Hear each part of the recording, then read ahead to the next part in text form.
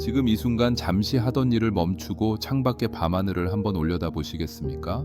도시의 밝은 불빛 때문에 별이 몇 개 보이지 않을지도 모릅니다. 하지만 우리가 발을 딛고 있는 이 거대한 지구, 그리고 그 지구가 속한 태양계가 머물고 있는 거대한 집, 바로 우리 은혜는 도대체 얼마나 많은 별이 숨어 있을까요? 단순히 많다는 말로는 부족합니다. 그 숫자를 마주하는 순간 우리는 우리가 얼마나 작고 사소한 존재인지, 동시에 이 우주가 얼마나 경이로운 곳인지 온몸으로 느끼게 될 겁니다. 오늘 여러분과 함께 떠날 여행은 바로 이 막막하고도 아름다운 숫자의 비밀을 찾아가는 과정입니다. 자, 준비되셨나요? 이제 우리 은하의 심장부로 들어가 보겠습니다. 우선 숫자부터 던져보고 시작하죠. 과학자들이 추정하는 우리 은하의 별 개수는 대략 1,000억 개에서 4,000억 개 사이입니다. 4,000억 개라니 감이 잘 안 오시죠? 그냥 아주 큰 숫자처럼 들릴 겁니다. 그래서 조금 더 직관적인 비율을 들어볼게요. 전 세계에 있는 모든 해변의 모래알을 다 합치면 몇 개나 될까요? 지구상의 모든 모래알 숫자보다 우리 은에 있는 별의 숫자가 훨씬 더 많습니다. 여러분이 손바닥 가득 모래를 움켜쥐었을 때 그 안에 든 수만 개의 모래알이 전부 각각 하나의 태양이라고 상상해 보세요. 그런데 그런 모래알이 지구 전체에 깔려 있는 겁니다. 정말 어처구니가 없을 정도로 거대한 규모죠. 그런데 여기서 한 가지 의문이 생깁니다. 아니, 도대체 그 많은 별을 누가 일일이 다 세어본 걸까요? 천문학자들이 밤마다 망원경을 들여다보며 하나, 둘, 셋 이렇게 세고 있는 걸까요? 당연히 아닙니다. 그건 물리적으로 불가능한 일이죠. 만약 여러분이 1초에 별을 하나씩 샌다고 가정해 봅시다. 밥도 안 먹고 잠도 안 자고 24시간 내내 별만 샌다면 우리 은하의 별 4,000억 개를 다 세는데 얼마나 걸릴 것 같나요? 놀랍게도 12,000년이 넘게 걸립니다. 인류 문명이 시작된 이래로 지금까지 계속 세어도 아직 절반도 못 셌을 거라는 소리입니다. 사실 과거의 인류는 우리 은하의 규모를 전혀 짐작하지 못했습니다. 불과 100여 년 전인 1920년대까지만 해도 과학자들은 우리 은하가 우주의 전부라고 믿었습니다. 당시 천문학계에서는 대논쟁이라 불리는 엄청난 사건이 있었죠. 할로 셰플리와 히버 커티스라는 두 천문학자가 맞붙었습니다. 한쪽은 우리 은하가 우주의 전부이며 그 크기가 엄청나다고 주장했고, 다른 한쪽은 우리 은하 너머에 또 다른 섬 우주들이 존재한다고 맞섰습니다. 이 논쟁을 끝낸 사람이 바로 그 유명한 에드윈 허블입니다. 그는 안드로메다라는 성군이 사실은 우리 은하 밖에 있는 거대한 별들의 집합체라는 것을 증명해냈죠. 그 순간 인류가 인식하는 우주의 크기는 수억 배로 팽창했습니다. 하지만 그 광활한 우주를 논하기 전에 일단 우리 집인 우리 은하부터 제대로 파악해야 했습니다. 그렇다면 현대 과학자들은 어떻게 이 숫자를 알아냈을까요? 여기에는 아주 영리한 수학적 물리적 방법이 숨어 있습니다. 가장 대표적인 방법은 바로 은하의 무게를 재는 겁니다. 은하도 무게가 있냐고요? 그럼요. 모든 천체는 질량을 가지고 있고 그 질량은 중력을 만들어냅니다. 우리 은하의 가장자리에 있는 별들이 얼마나 빠른 속도로 은하 중심을 돌고 있는지 관찰하면 그 별들을 붙잡아두고 있는 은하 전체의 총 질량을 계산할 수 있습니다.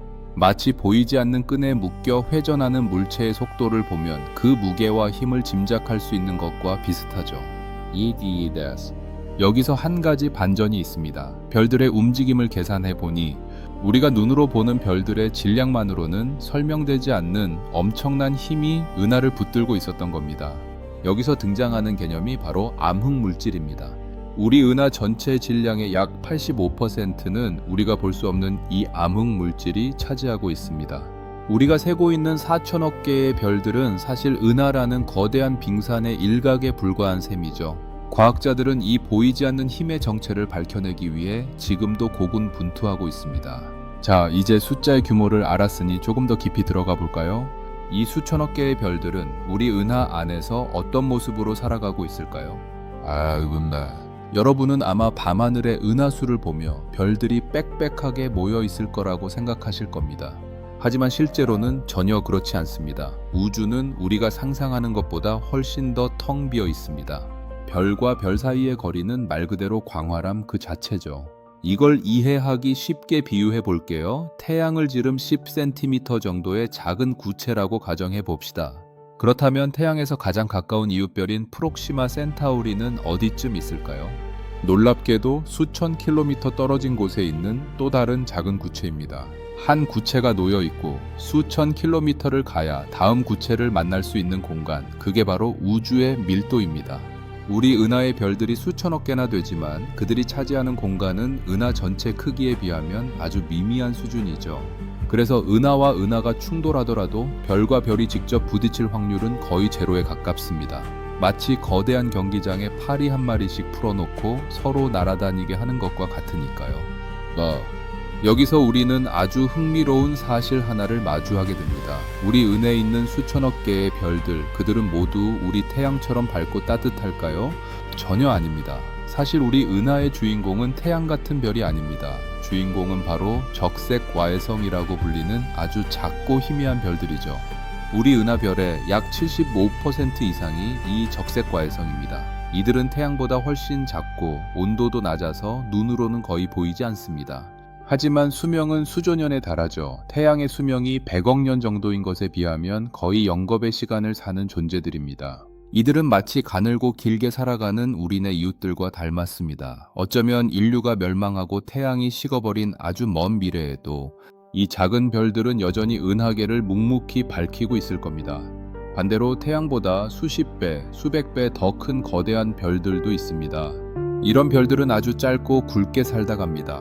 찬란하게 빛나다가 불과 수천만 년 만에 초신성 폭발을 일으키며 생을 마감하죠.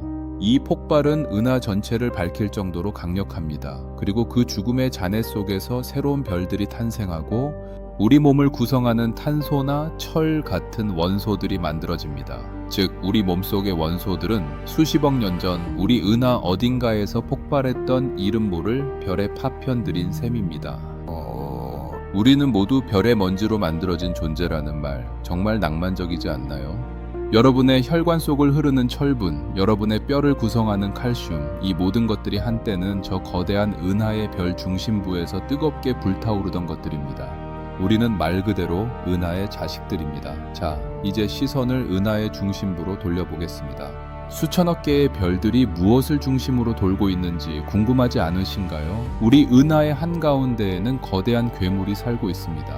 바로 초거대 질량 블랙홀인 궁수자리 A입니다. 태양보다 수백만 배나 무거운 이 블랙홀은 엄청난 중력으로 수천억 개의 별들을 붙잡아 소용돌이치게 만듭니다. 이 블랙홀 주변에는 별들이 마치 도시의 번화가처럼 아주 빽빽하게 모여 있습니다. 만약 우리가 은하 중심 근처의 어느 행성에 살고 있다면 밤하늘은 어둠이 없을 겁니다. 수만 개의 밝은 별들이 대나처럼 밤을 밝히고 있을 테니까요.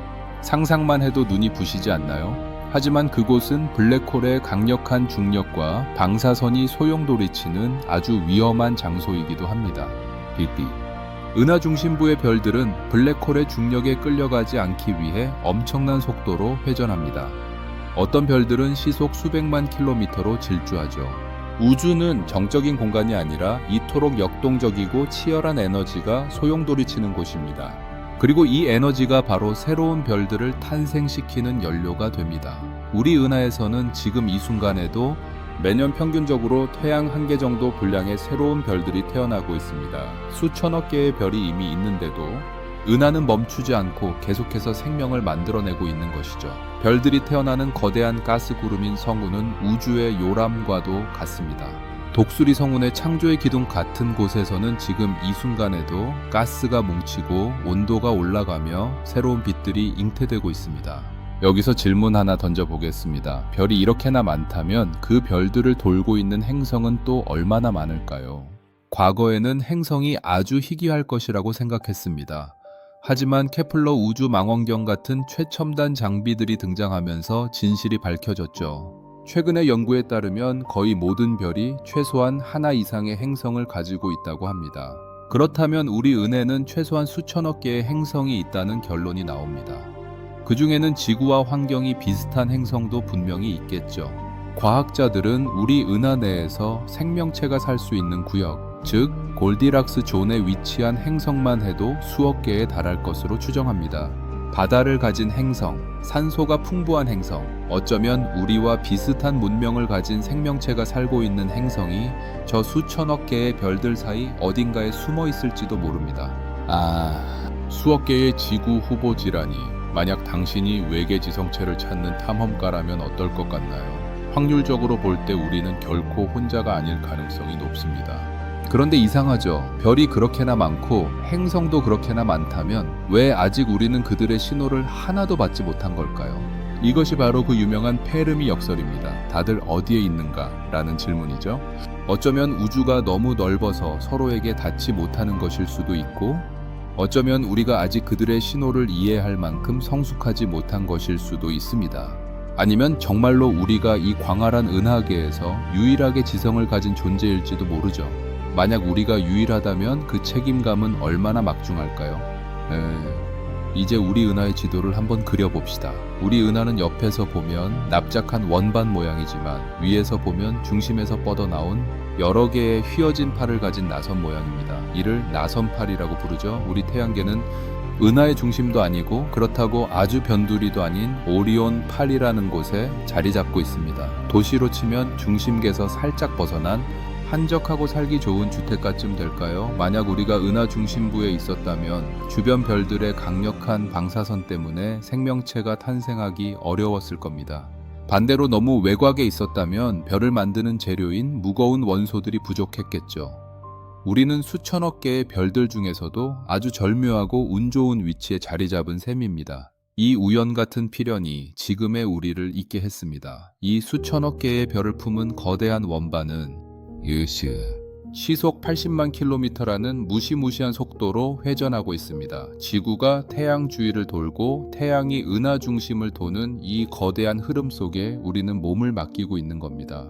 태양이 은하 중심을 한 바퀴 도는데 걸리는 시간은 약 2억 3천만 년입니다. 이를 은하년이라고 부르기도 하죠. 인류가 탄생한 이후로 우리는 은하계를 겨우 한 발자국 옮긴 셈이죠.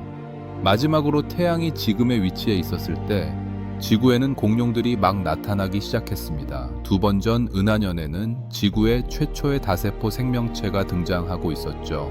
우주의 시간표에서 인류의 역사는 그야말로 눈 깜빡할 찰나에 불과합니다. 하지만 그 찰나의 순간에 우리는 저 수천억 개의 별을 세고 그들의 기원을 추적하고 있습니다. 인간의 지성이 얼마나 대단한지 다시 한번 느끼게 되지 않나요? 더욱 놀라운 사실은 우리 은하가 이웃한 다른 거대 은하와 점점 가까워지고 있다는 겁니다. 저 멀리 보이는 안드로메다 은하는 우리보다 조금 더 큰 형님 은하인데 지금 이 순간에도 초속 110km라는 속도로 우리에게 다가오고 있습니다. 약 40억 년 후면 우리 은하와 안드로메다 은하는 하나로 합쳐지게 됩니다. 수천억 개의 별과 또 다른 수천억 개의 별이 만나 거대한 춤을 추게 되는 거죠. 그런데 여러분, 지금까지 제가 말씀드린 이 모든 이야기는 겨우 시작에 불과합니다. 왜냐하면 우리 은하는 이 우주에 존재하는 수천억 개의 은하 중 단 하나일 뿐이기 때문입니다. 관측 가능한 우주에는 이런 은하가 2조 개 넘게 존재합니다. 우리 은하의 별 4천억 개에 은하의 개수 2조 개를 곱해보세요. 그 숫자는 이제 인간의 상상력을 초월합니다. 우주에 있는 별의 총 개수는 지구상의 모든 해변과 사막에 있는 모래알 수를 다 합친 것보다 10배 이상 많다는 계산이 나옵니다. 우리가 밤하늘에서 보는 그 수많은 별들이 사실은 거대한 바닷가의 모래알 하나하나보다 더 흔한 존재일 수도 있다는 사실, 정말 믿어지시나요? 이 압도적인 숫자를 마주할 때 우리는 비로소 우주의 무한함을 조금이나마 이해하게 됩니다. 이쯤 되면 이런 생각이 드실 겁니다. 그렇게 거대한 우주 속에서 나의 고민, 나의 슬픔, 나의 하루가 무슨 의미가 있을까? 맞습니다. 우주의 크기에 비하면 우리는 단지 먼지보다 작은 존재일 뿐입니다. 하지만 반대로 생각해보면 어떨까요? 이 수천억 개의 별 중에서 오직 이곳, 이 작은 행성 지구에서만 생명이 싹트고 그 생명이 진화해서 밤하늘의 별을 보며 질문을 던지고 있다는 사실 말입니다. 저 별은 몇 개일까? 라고 질문을 던지고 있다는 사실 말입니다. 이 거대한 우주를 이해하고 관찰하는 마음이 있다는 것 자체가 기적과도 같은 일 아닐까요? 무생물인 별과 가스 덩어리로 가득한 우주에서 스스로를 인식하고 우주를 경탄하는 존재가 태어났다는 것, 그것이 바로 생명의 위대함입니다. 우주는 우리를 통해 비로소 자기 자신을 감상하고 있는지도 모릅니다. 우리는 단순히 우주 속에 살고 있는 것이 아닙니다.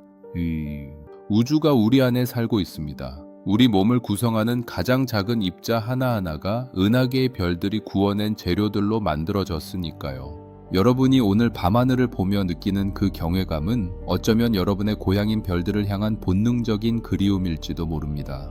칼 세이건은 말했습니다. 우리는 별에서 온 물질로 만들어졌다 라고요. 우리는 은하라는 거대한 나무의 핀 꽃과 같습니다. 나무 전체에 비하면 꽃 한 송이는 작지만 그 꽃이 없다면 나무는 자신의 아름다움을 증명할 방법이 없겠죠. 인류는 우주가 스스로를 바라보는 눈이자 스스로를 생각하는 뇌입니다. 현대 과학은 여기서 멈추지 않습니다. 제임스 웹 우주 망원경 같은 인류의 새로운 눈은 이제 우리 은하의 가장 깊숙한 곳, 별들이 처음 탄생하던 그 원시의 순간까지 들여다보고 있습니다. 가스 구름에 가려져 보이지 않던 아기 별들의 첫 울음소리를 저고의 선으로 포착해내고 있죠. 우리가 별의 개수를 더 정확히 알게 될수록 우리가 어디서 왔는지에 대한 답도 더 명확해질 겁니다. 우타 4처신억이라는 숫자는 단순한 통계가 아니라 인류가 우주라는 거대한 퍼즐을 맞춰가는 과정에서 얻어낸 소중한 힌트입니다. 이 숫자는 매일 조금씩 갱신되고 있으며 그 과정 하나하나가 인류의 지적 성장을 의미합니다. 오늘 우리는 우리 은하의 별 개수에서 시작해 우주의 광활함과 생명의 신비까지 긴 여행을 다녀왔습니다. 1처인억에서 4천억이라는 숫자는 단순한 데이터가 아닙니다. 그것은 우리가 아직 발견하지 못한 수많은 가능성이고 아직 가보지 못한 목적지이며 우리 존재의 근원을 설명해주는 거대한 지도입니다. 과학이 발전할수록 이 숫자는 더 정확해지겠지만 그 숫자가 주는 감동은 변하지 않을 겁니다. 오히려 우리가 알면 알수록 우주는 더 깊고 오묘한 모습으로 우리를 반겨주겠죠. 우리가 우주를 향해 던지는 질문들은 결국 우리 자신을 향한 질문이기도 합니다. 자, 이제 다시 현실로 돌아와 볼까요? 여전히 세상은 복잡하고 내일의 걱정은 가득할 겁니다. 하지만 가끔은 기억해 주세요. 여러분이 고개를 들기만 하면 그곳에는 수천억 개의 태양이 여러분을 내려다보고 있다는 사실을요. 그리고 그 거대한 별들의 역사 속에서 여러분이라는 고귀한 생명이 지금 이 순간을 살아가고 있다는 것을요. 우리가 겪는 고통이나 실패도 우주의 관점에서 보면 아주 작은 먼지에 불과합니다. 반대로 우리가 나누는 사랑과 친절은 저 별들만큼이나 찬란하게 빛나는 가치입니다. 이세 우주의 규모를 생각하면 우리의 걱정은 작아지고 우리의 생명은 더욱 소중해집니다. 여러분의 존재 자체가 4천억 분의 1이라는 기적입니다. 오늘 이야기가 흥미로우셨나요? 우주의 숫자는 언제나 우리를 겸허하게 만듭니다. 하지만 그 숫자보다 더 위대한 것은 그 숫자를 궁금해하고 탐구하는 인간의 호기심일 겁니다. 여러분의 호기심이 멈추지 않는 한 우주는 언제나 새로운 비밀을 들려줄 준비가 되어 있습니다. 우리가 별을 세는 이유는 단순히 숫자를 알기 위해서가 아니라 그 별들 사이에서 우리의 자리를 찾기 위해서입니다. 4처세억 개의 별 중 하나인 태양, 그리고 그 태양을 도는 작은 지구 위에서 우리는 오늘도 우주를 꿈꿉니다. 이 꿈이 인류를 더 나은 미래로 인도할 것이라고 믿습니다. 다음 시간에는 더 깊고 신비로운 우주의 이면을 들여다보겠습니다. 우리 은하 중심에 자리 잡고 있는 괴물, 모든 것을 집어삼키는 블랙홀에 대한 이야기로 돌아올게요. 그 거대한 구멍 속에는 과연 무엇이 있을까요? 시간이 멈추고 공간이 휘어지는 그곳의 진실이 궁금하시다면 다음 이야기도 기대해 주시기 바랍니다. 오늘 밤 여러분의 꿈속에 수천억 개의 별들이 찬란하게 빛나길 바랍니다. 여러분의 마음속에 있는 우주가 오늘 밤 더 넓어지기를 소망합니다. 사실 우리 은하의 별 개수를 정확히 알아내려는 노력은 지금도 계속되고 있습니다. 유럽 우주국이 쏘아 올린 가이아 위성은 현재 우리 은해에 있는 약 18억 개의 별을 아주 정밀하게 관측하고 있습니다. 18억 개면 전체의 1%도 안 되는 숫자지만 이것만으로도 인류는 사상 유례 없는 정밀한 은하 지도를 갖게 되었습니다. 이 지도를 통해 우리는 별들이 어디서 태어나 어디로 이동하는지, 은하의 과거와 미래가 어떻게 변할지를 엿보고 있습니다. 인류의 망원경이 더 밝아질수록 우리 은하의 별 개수는 4천억 개를 넘어 더 늘어날지도 모릅니다. 우리가 아직 보지 못한 희미한 빛들이 저 어둠 속에 무수히 숨어 있을 테니까요. 자, 이제 이 긴 이야기를 마무리하려 합니다. 은하계의 별들을 세어보는 과정은 결국 우리가 누구인지를 알아가는 과정이기도 합니다. 그 수천억 개의 별들 중 어느 하나 소홀히 할 수 없는 이유가 바로 거기 있죠. 의식이.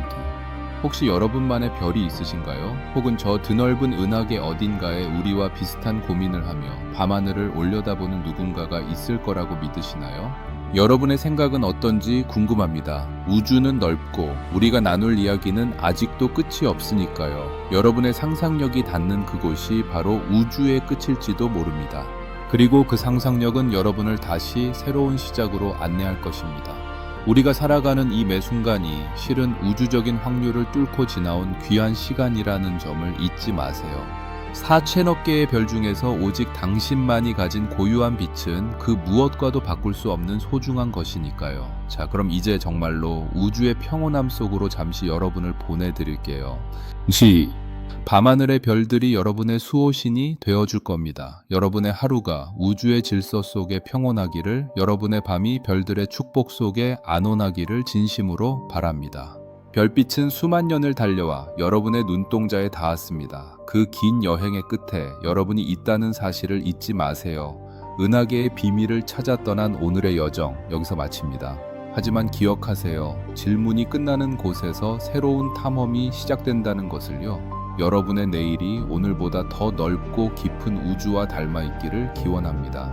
지식의 소용돌이는 언제나 여러분의 지적 목마름을 채우기 위해 더 먼 우주로 달려가겠습니다. 우리가 별을 해는 마음을 잃지 않는 한 우주는 늘 우리 곁에서 따뜻한 빛을 내어줄 것입니다.